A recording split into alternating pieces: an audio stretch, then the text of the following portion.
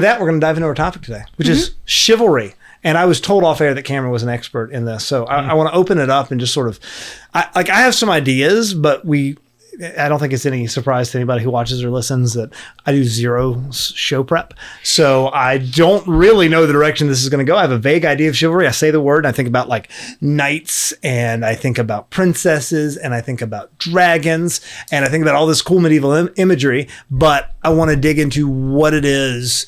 Does it still exist? Should it? Is it misogynistic? Like, I want to get into all of that. So Cameron, what is it? Yeah, absolutely. Well, so it started, I don't remember the year, but when knights were still a thing.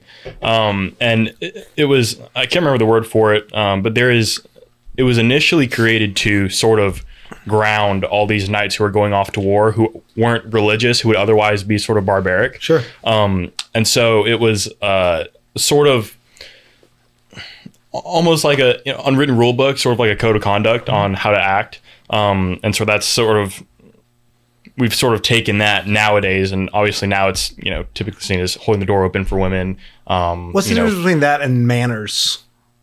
You know what I mean? Like, if we're going to just define it as an unwritten rule book of how to act, like, what's the difference between that and just like Emily Post discussing how you should behave at dinner? Because I feel like there is a distinction. There definitely is. I feel like, I don't know if this is fact or not, but I feel like manners is just something it's just common sense. You just should do it because it's right. But being chivalrous is intentionally doing something for somebody else. Specifically, in this case, a man doing something nice for a woman. It's gender specific. Yeah. Yeah, that makes a lot of sense. I would say that's... Okay, cool.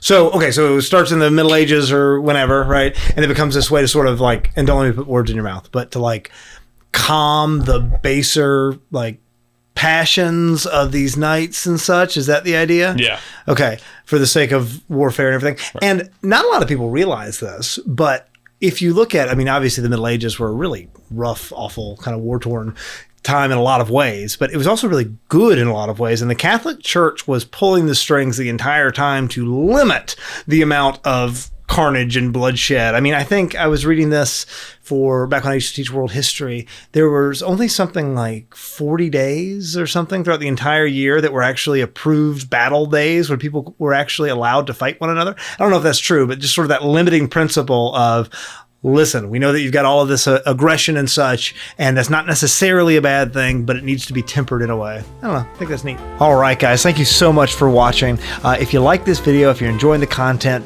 be sure to like, subscribe, and go back and watch a full-length video. We talk a lot more about this. We get into some other stuff. I think you'll love it. Thanks.